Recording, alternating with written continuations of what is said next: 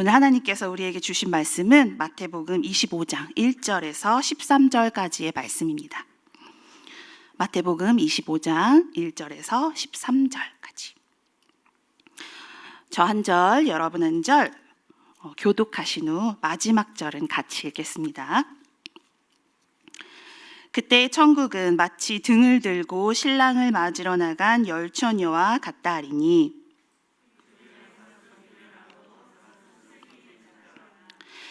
미련한 자들은 등을 가지되 기름을 가지지 아니하고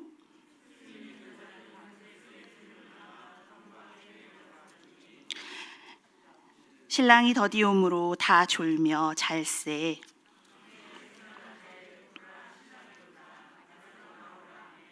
이에 그 처녀들이 다 일어나 등을 준비할세.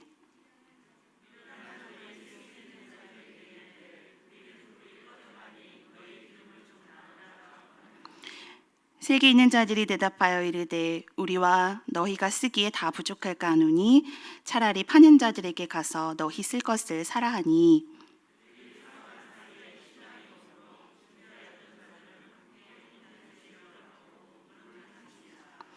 그 후에 남은 처녀들이 와서 이르되 주여 주여 우리에게 열어주소서.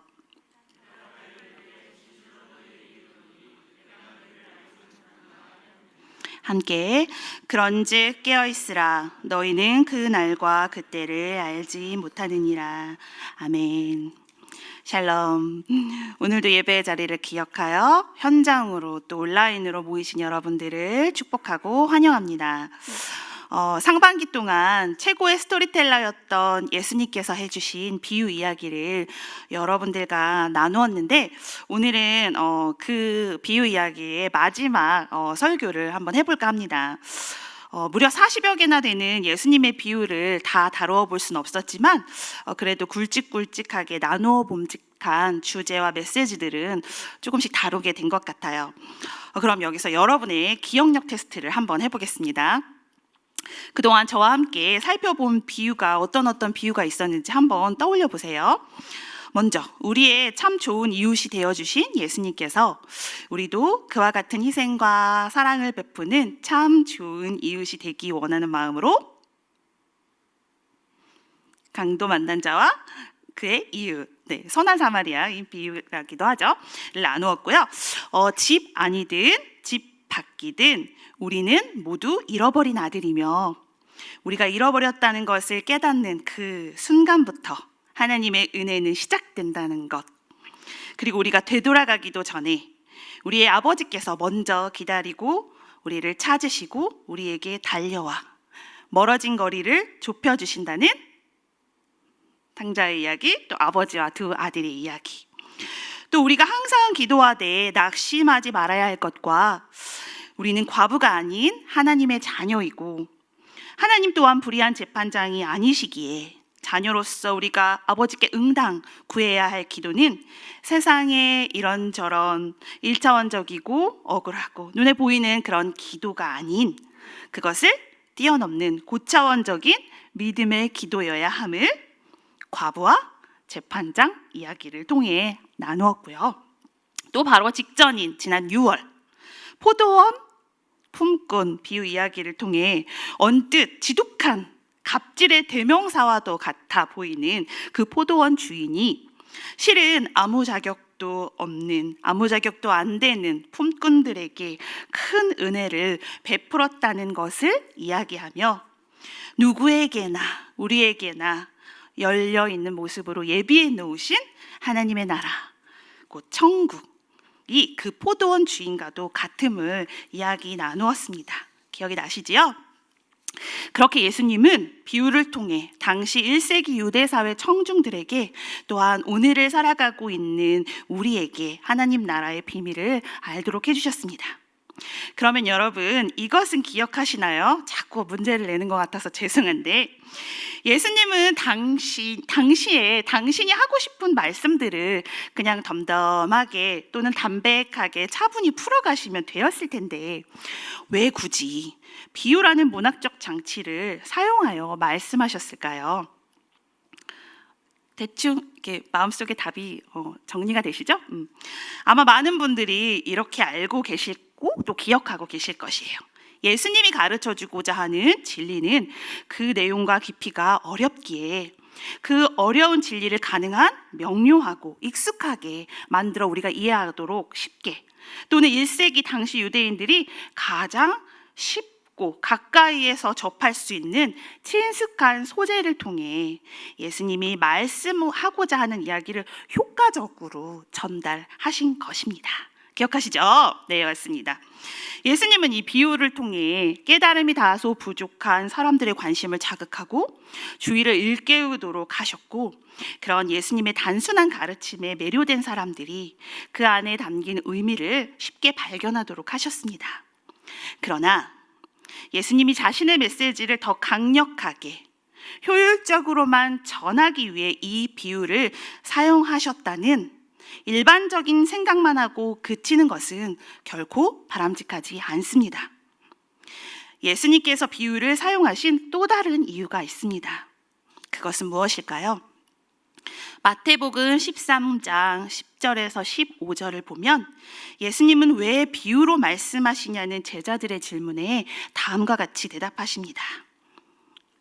띄워주세요. 제자들이 예수께 나와 이르되 어찌하여 그들에게 비유로 말씀하시나이까? 대답하여 이르시되 천국의 비밀을 아는 것이 너희에게는 허락되었으나 그들에게는 아니 되었나니. 이어 15절, 이 백성들의 마음이 완악하여져서 그 귀는 듣기에 둔하고 눈은 감았으니 이는 눈으로 보고 귀로 듣고 마음으로 깨달아 돌이켜 내게 고침을 받을까 두려워함이라 하였느니라. 바로 들을 사람만 듣고 듣지 못하는 사람은 듣지 못하게 하기 위해서라는 것이지요. 이 두 번째 이유는 어찌 보면 첫 번째 이유와는 상충이 되는 이유입니다. 비유는 들을 귀가 있는 자들에게는 진리를 나타내고 그것을 더욱 명료하게 하는 효과가 있지만, 그리스도를 거부하는 자들에게는 오히려 그 진리를 숨기고 듣지 못하게 하는 효과를 발휘하는 것이지요.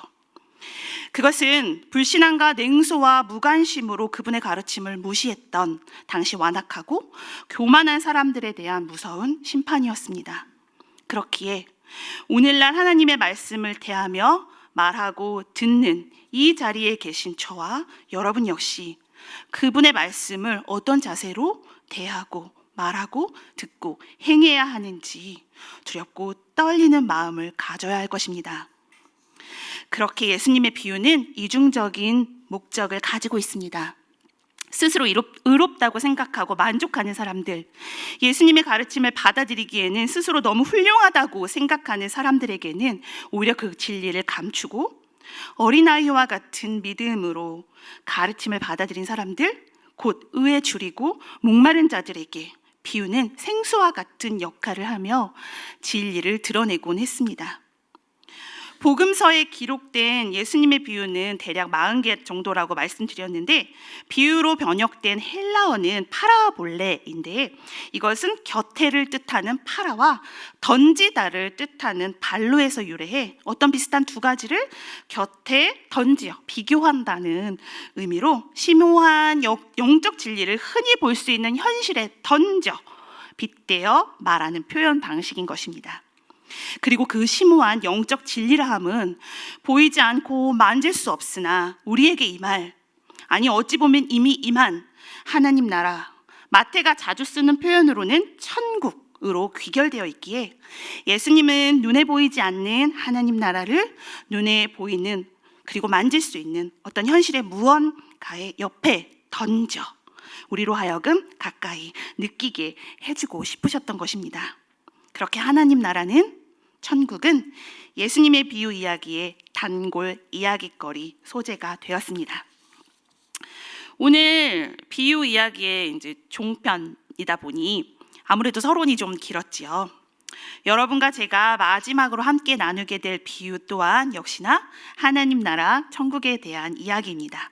1절, 그때 천국은 마치 등을 들고 신랑을 맞으러 나간 열처녀와 같다 하리니.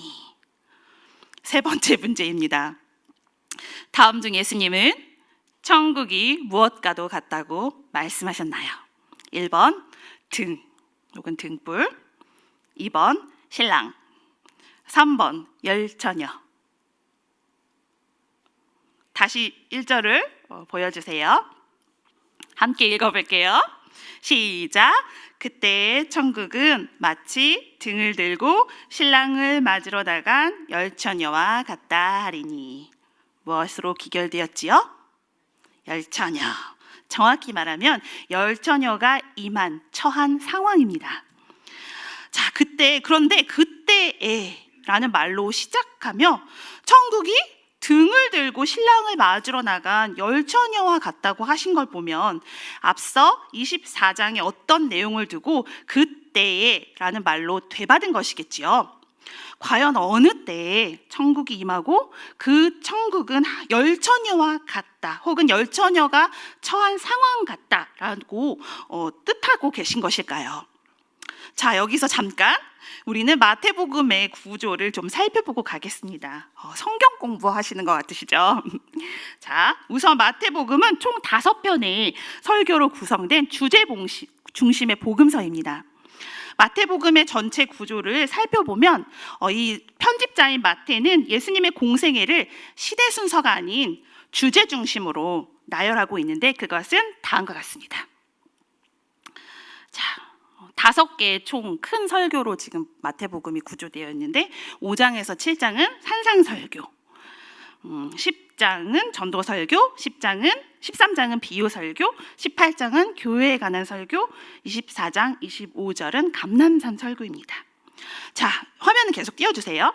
5장, 7장 2장에 걸쳐 시작되는 예수님의 첫 설교 산상설교는 5장 1절 예수께서 무리를 보시고 산에 올라가 앉으시니 로 시작하여 산에서 설교했다고 산상설교예요. 하나님 나라를 소유하게 될 자들이 누리게 될 것들과 그 자격에 대해 일러주십니다.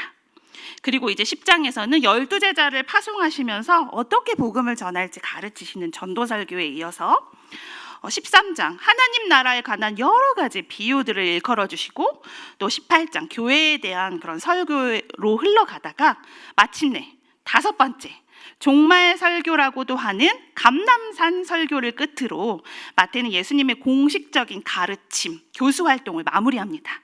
그리고 이제 이후에는 체포되시고 처형되시는 그런 이야기들을 풀어가겠지요.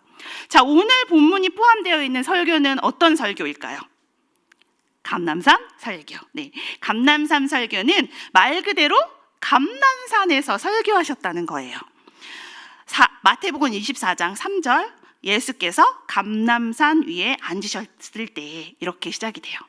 자, 제자들이 예수님께 이제 조용히 나와 세상 끝에는 어떠한 일이 임하고 어떠한 징조가 임하는지 있는지 대해서 묻자 예수님은 그에 대한 대답으로 그때에는 많은 사람들이 미혹하고 또 미혹받으며 재난과 전쟁, 기근과 지진 등의 난리와 난리가 있으며 예수님의 이름으로 미움받고 또 죽임받게 됐고 또 거짓 선지자의 불법이 성하고 사랑이 식어질 것이라고 설명해 주십니다.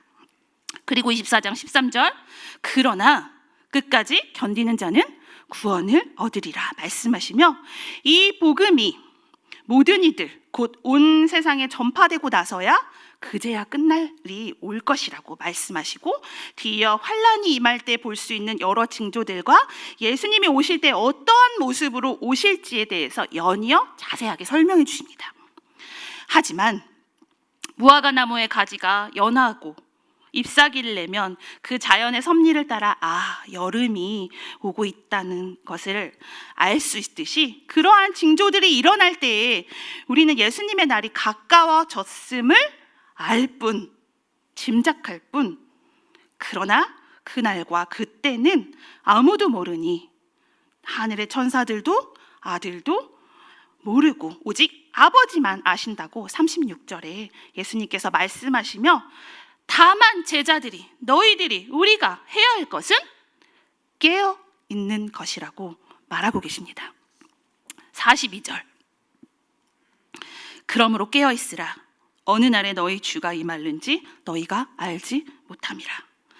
그리고 여러 번 뒤이어서 여러 구절을 통해 깨어 있음을 강조하시고도 얘네들이 대체 이해한 거야?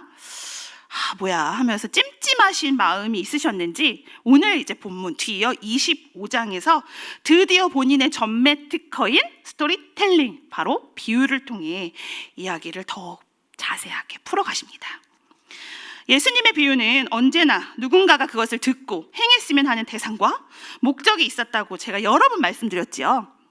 그렇기에 비유가 나오면 당연히 전후의 맥락을 살펴봐야 한다는 것쯤은 이제 우리 성도님들은 아주 잘 아실 거예요.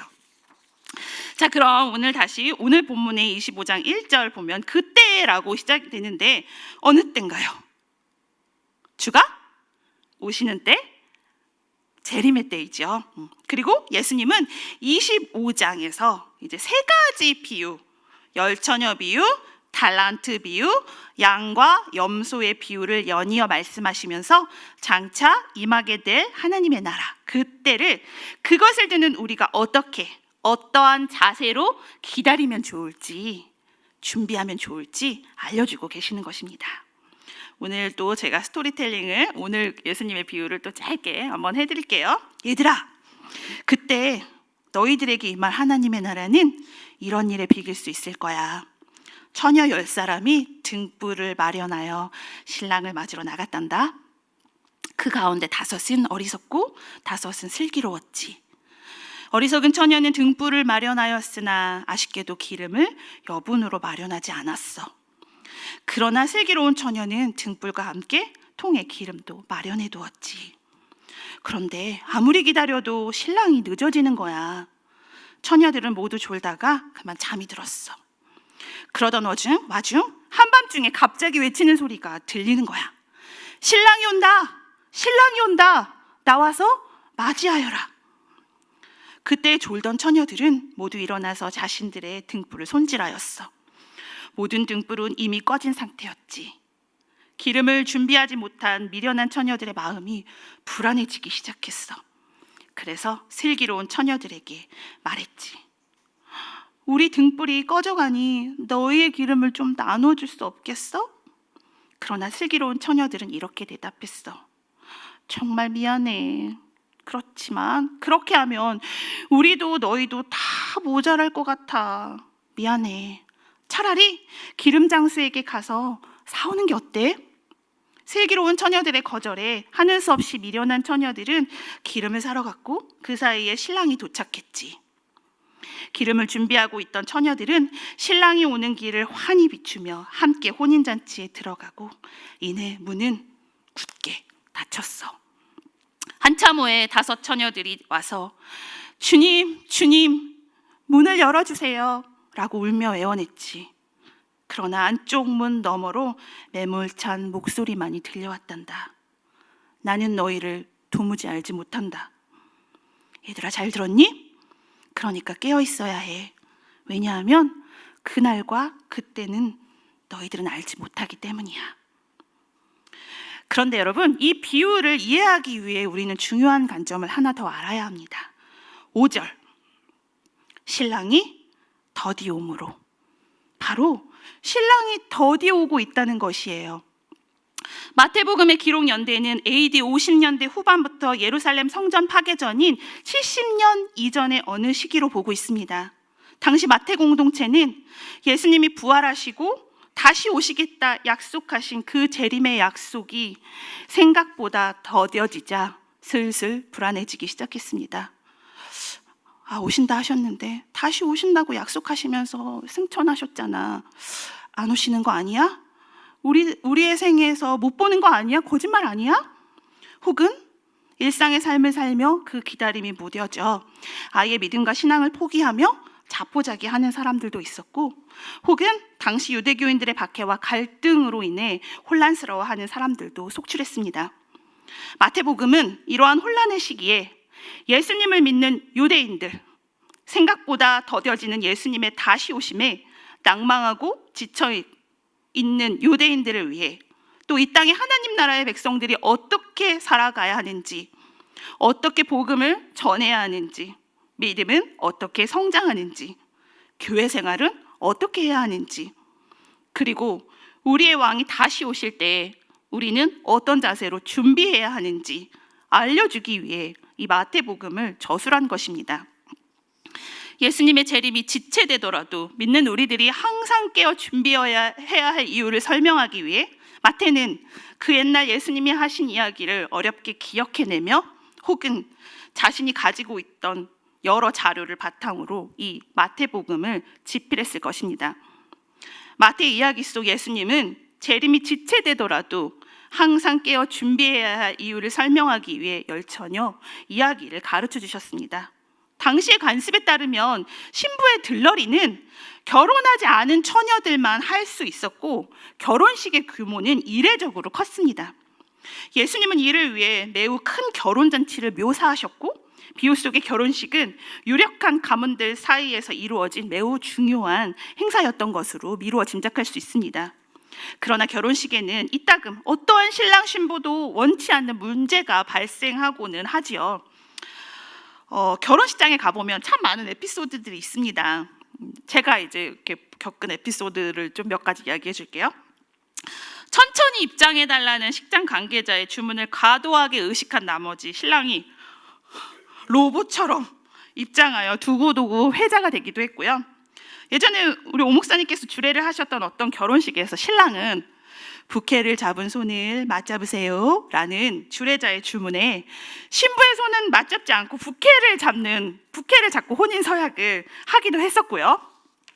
전용호 목사님의 결혼식 때는 당시 제 교역자였던 사모님이 며칠 동안 너무나 긴장한 나머지 결혼식 당일까지 아무것도 먹지 못해서 결혼식장에 이렇게 쓰러져서 신부가 의자에 앉아서 주례사를 듣기도 했답니다. 지금은 웃으면서 말하지만 당시엔 참 많이 놀랐어요. 이처럼 중요한 일이면 중요한 일일수록 크고 작은 사건 사고가 많은 법이지요. 예수님의 비유 속 결혼식은 대형 사고가 연거푸 이어 생기는 것 같습니다. 시간은 매우 늦었는데 일단은 신랑이 아직 도착하지 않았어요. 또 어떤 사고죠? 기다리다 지친 신부 들러리 10명이 모두 잠이 들었어요. 이것도 대형 사고예요. 그리고 그들이 든 결혼식용 등불이 이내 꺼져버렸어요. 점점 막 전mit가경이에요.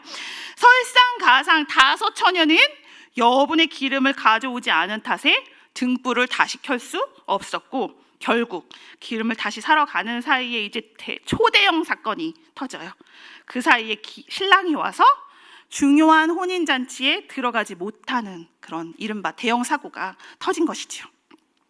신랑이 늦게 도착하는 바람에 한밤중에 결혼식이 거행되었다는 것은 21세기를 사는 우리에게는 다소 생소하지만 그러나 예수님 당시 상황에서는 그렇게 이상하거나 부자연스럽지 않은 이야기였습니다. 1세기 유대 문화 내에서 약혼식과 결혼식은 총 3단계를 거치며 진행된다고 해요. 첫 번째 단계는 결혼을 약속하는 단계입니다. 이 약속은 대개 공식적인 계약이라는 어떤 형식을 거쳐서 이루어져요.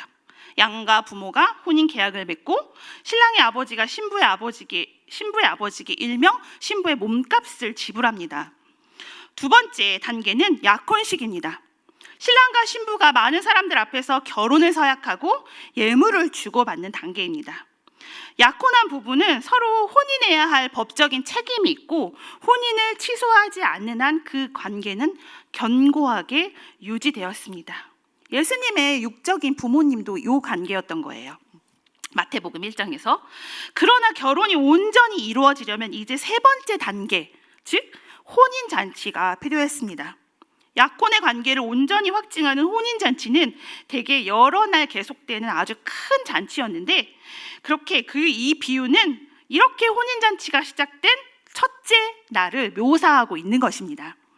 혼인잔치는 신랑의 도착과 함께 시작되었고 신부의 들러리들이 등불이나 횃불을 들고 밖으로 나와 신랑을 맞이해 마을이나 도시 거리를 지나 목적지까지 그를 안내했습니다. 그러나 비유 속의 신랑은 늦어도 너무 늦었습니다. 그가 늦게 도착한 이유는 구체적으로는 언급되지 않았지만 아마 그럴 수밖에 없는 피치 못할 사정이 있었을 것입니다. 왜일까요? 그가 결혼식에 무심했거나 신부를 무시했다면 한밤중에 도착하자마자 잠시도 지체하지 않고 혼인잔치를 시작하지 않았을 것입니다. 손님들도 신랑이 도착한 그때에 모두 자리를 지켰고 오직 기름을 사러 간 5 처녀를 제외하면 모든 것이 다 갖추어져 있었습니다. 신랑은 그들이 자리를 뜬 것을 매우 못마땅하게 여겼을 것이고, 기름을 넉넉히 준비해 오지 않은 것은 신랑의 입장에서는 도저히 묵과할 수 없는 경솔한 행위였습니다. 신부의 들러리에게 등불을 피우는 것만이 그들의 유일한 의무였기 때문입니다. 그들의 행위는 신랑을 욕되게 만들었습니다. 신랑이 오고 있다는 것을 알고 잠에서 깨어 기름을 사러 갔지만, 문제는 한밤중에 기름을 사는 것이 쉽지 않았을 것입니다. 10절, 그들이 사러 간 사이에 신랑이 오므로 준비하였던 자들은 함께 혼인잔치에 들어가고 문은 닫힌지라. 이제 마침내 돌아와 다시 들어가게 해달라고 간청하지만 신랑의 태도를 보세요. 완강해요. 그들은 자신에게 주어진 단 한 가지 의무를 소홀했을 뿐 아니라 그 혼인잔치를 굉장히 번거롭고 부산스럽게 만드는 큰 잘못을 한 것이지요. 진실로 너희에게 이르노니 내가 너희를 알지 못한다 라고 신랑은 아주 단호하고 매몰차고 차가운 말투로 이야기합니다. 그렇게 예수님은 조금은 무거운 듯한 분위기로 이 비유를 마치시며, 그런즉 깨어있으라, 너희는 그 날과 그때를 알지 못한다 라고 엄중하게 경고하고 계시는 것입니다. 교회의 역사를 돌아보면 예수님의 재림의 시기를 구체적으로 알아냈다고 생각하고 직업을 버리고 재산을 모두 처분하고 정해진 재림의 시기를 기다린 사람들이 있죠. 우리 예전에 다미성교회 휴거 사태도 기억이 나시고, 또 자신들의 삶의 근거지를 다 버리고 산속이나 동굴에 들어가 마지막 나팔 소리가 울리기를 기다리곤 하는 사이비 종파의 이야기도 우리는 왕왕 듣습니다. 특히 지난 몇십 년 동안은 선지자를 자칭하는 사람들이 곳곳에 출몰해 세상이 멸망할 그 때와 시기를 정확하게 알고 있다고 주장하기도 했습니다. 그들의 결말은 무엇이었나요? 불신을 당하거나 스스로 깨우쳐 실망하거나 사람들의 웃음거리로 전락했죠. 예수님은 또한 그것을 엄중히 경계하고 경고하셨습니다. 바로 이것이 감람산 설교의 핵심 가운데 하나입니다. 로마서 13장 11절, 우리 여러분 같이 한번 읽어볼까요? 시작. 또한 너희가 이 시기를 알거니와 자다가 깰 때가 벌써 되었으니 이는 이제 우리의 구원이 처음 믿을 때보다 가까웠음이라. 이어서 베드로후서도 한번 같이 읽어볼게요. 시작. 주께는 하루가 1000년 같고 1000년이 하루 같다는 이 한 가지를 잊지 말라. 주의 약속은 어떤 이들이 더디다고 생각하는 것 같이 더딘 것이 아니라 오직 주께서는 너희를 대하여 오래 참으사 아무도 멸망하지 아니하고 다 회개하기에 이르기를 원하시느니라. 그러나 주의 날이 도둑같이 오리니 그날은 생각보다 가까울 수도 혹은 생각보다 더딜 수도 있습니다. 그러나 그에 상관없이 우리로 하여금 항상 깨어있을 것을 주님은 계속해서 주문하고 계십니다. 자, 그럼 여러분, 깨어있는다는 것이 무엇인가요? 계속 어려운 질문들을 막 하고 있지요. 여러분들이 충분히 생각해 봄직한 질문들입니다. 잠시 숨을 고르고 깨어있는다는 것은 무엇이지? 한번 생각해 보시기 바랍니다. 오늘 말씀에 비추어 보면 깨어있는다는 것은 무엇인가를 준비하는 듯한 모습인 것 같습니다. 그럼 무엇을 준비하라고 하셨죠? 기름이죠. 바로 깨어있는 것은 적어도 오늘 말씀에서는 등과 함께 충분한 기름을 준비하는 일, 충분한 기름을 채우고 준비하는 일이라고 볼 수 있을 텐데요. 그러면 기름은 또 뭔가요? 기름은 무엇일까요? 열처녀 비유의 전통적인 해석에 의하면 신랑은 그리스도로, 신랑을 맞으러 나간 신부의 들러리인 열처녀는 주를 기다리는 성도로, 등은 성도의 외형적인 어떤 신앙의 모습으로, 또 기름은 이를 유지시켜주는 성령으로 자주 해석되었고, 여러분들은 그러한 설교를 꽤 자주 익숙하게 접해 오셨을 것입니다. 실제로 데살로니가 전서 5장 19절에서 바울은 성도들의 마음 가운데에서 활동하시는 성령님을 불로 표현하여 그것을 소멸하지 말 것을 강조하기도 하셨습니다. 그리고 오늘 본문에서 기름으로 번역된 엘라이오는 감람나무를 의미하는 엘라이아에서 유래되어 즉 올리브 기름을 의미하는데요. 그것으로 등불을 밝히기도 하고 병을 치료하는 데 쓰이기도 하고 귀한 손님의 머리에 부어 예의를 표하는 데 사용되기도 했습니다. 혹자는 이 기름을 믿음에 대응하는 선한 행실이라고 주장하기도 하고 혹자는 성령과 하나님의 은혜라고 주장하기도 하면서 신학자 윌리엄스는 지혜로운 처녀들은 끊임없이 하나님의 은혜와 성령에 만족하여 그들 내부를 성령과 새로운 은혜로 증진시켜 나가는데 실패했다고 지적하기도 했습니다. 그러나 또 다른 학자 헤그너는 기름을 어떠한 특정한 것으로 알레고리화하여 해석하는 것을 경계하면서 그저 준비한 자의 행복한 결말과 준비하지 못한 자의 비극적인 결말로 보는 것이 그냥 바람직하다라고 주장하기도 하였습니다.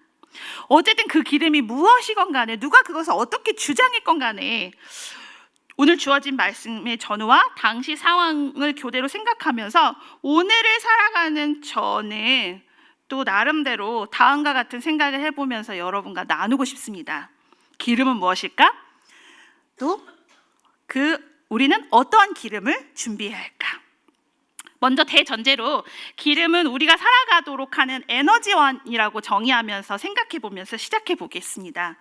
에너지가 무엇이죠, 여러분? 에너지가 끊어지고 소멸된 곳에서는 생명이 있을 수 없죠. 그것은 생물이 아닌 무생물에게도 마찬가지입니다.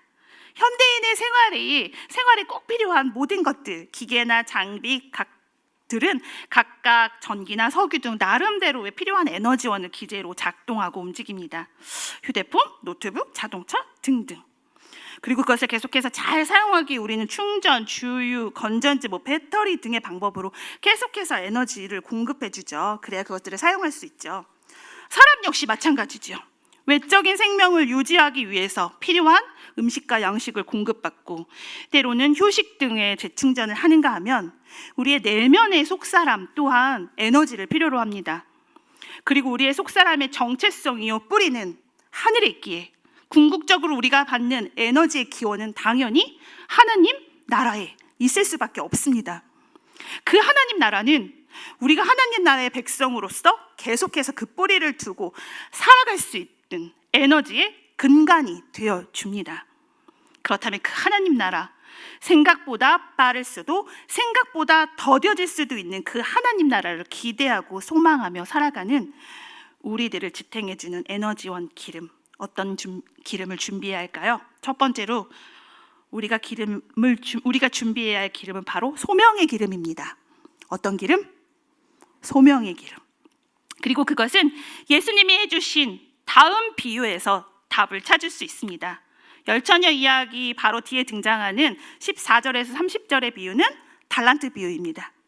여러분이 너무나 잘 아는 이야기죠. 재능, 탤런트라고도 많이 알고 계시고, 달란트. 주인이 먼 곳을 떠나 내게 맡겨주신, 그리고 그것을 통해 주인으로 하여금 더 많은 이익을 남기도록 하는 착하고 충성된 종이 되기 위해 반드시 사용해야 하는 것, 그것이 바로 달란트요, 소명입니다. 19절, 오랜 후에 그 종들의 주인이 돌아와 그들과 결산할세. 나에게 달란트를 맡겨놓고 먼 타국으로 떠나간 주인은 이 비유에서조차 여전히 늑장을 부리며 오랜 후에 돌아온 모양새라고 이야기하고 있습니다. 그러나 여러분, 주인은 반드시 돌아옵니다. 그리고 돌아와 나에게 주신 달란트, 그 소명을 어떻게 사용했는지 반드시 물으십니다. 1달란트나 2달란트나 5달란트나 우리 모두는 우리의 주인으로부터 각각 달란트를 받았습니다. 소명을 받았다는 뜻이지요. 그리고 그것은 5처녀가 또 다른 5처녀에게 기름을 주어 나누어 쓸 수 없듯 각자 자신의 몫이기에 또한 나누어 줄 수 있는 성질의 것이 아닙니다. 지난 포도원 품꾼 비유를 통해 우리는 하나님 나라가 누구에게나 값없이 주어지는 은혜라는 것을 알았다면, 열처녀 비유를 통해 우리는 그러나 그 하나님 나라는 다른 사람의 소명과 사명이 아닌 나의 소명과 나의 사명, 다른 이의 믿음이 아닌 나의 믿음으로 취하는 나라임을 알아야 할 것입니다.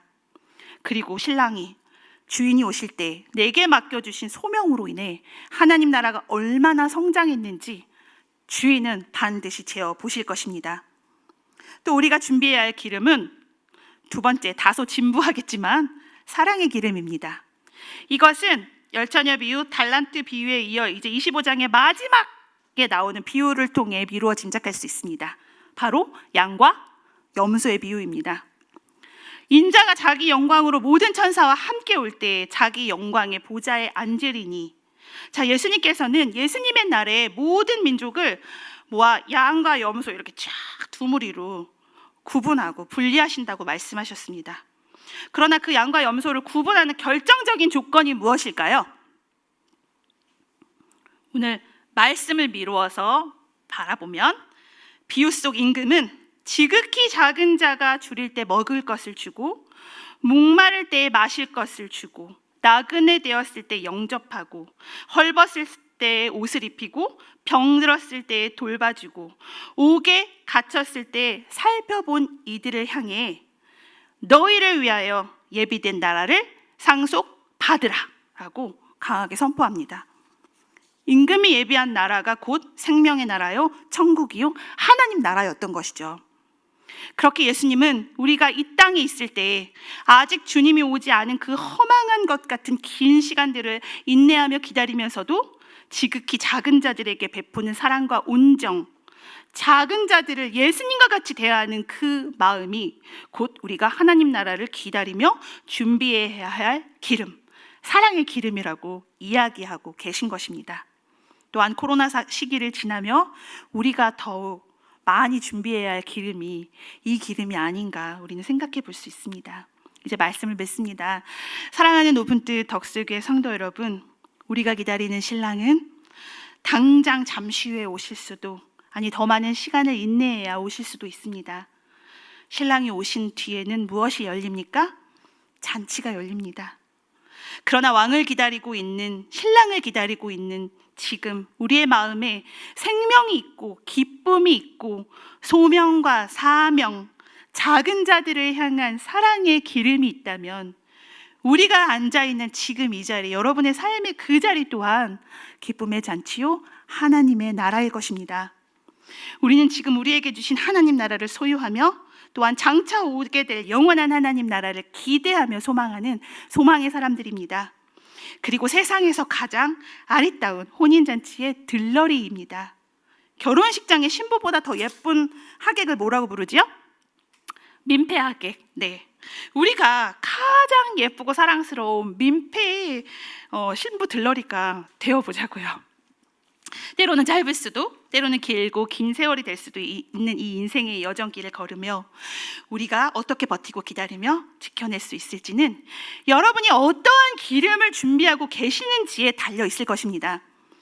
나에게 맡겨주신 소명의 기름을 잘 태워 더 풍성하게 아름다운 향기를 내고 지극히 작은 자 하나를 주님처럼 대하며 사랑하는 그 기름들이 내 안에 가득 채워져 있을 때 지금 있는 이 자리는 하나님이 베푸신 기쁨의 잔치, 하나님의 나라가 될 것입니다.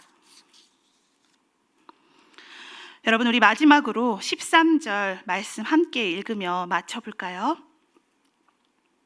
함께 읽어보겠습니다. 그런즉 깨어있으라, 너희는 그날과 그때를 알지 못하느니라. 여러분이 꼭 기억하실 것은 우리가 신랑을 기다려야 하는 장소는 산속도 아닌 동굴이나 사막도 아닌 바로 지금 여기 우리의 삶의 자리란 것, 그리고 나는 결코 혼자가 아니라는 것. 때로는 연약하여 10명이 다 졸고 다 잘지라도 나는 결코 혼자가 아니라는 것. 우리에게는 5처녀 혹은 10명의 공동체, 함께 주를 기다리며 소망하는 이 덕소 시은소 공동체가 있다라는 것을 기억하시고 오늘도 깨어 다시 오실 일을 바라보며 그분께 내 시선을 고정하며 소명의 기름, 사랑의 기름을 준비하는 저와 여러분이 되시기를 예수님의 이름으로 축복합니다. 아멘.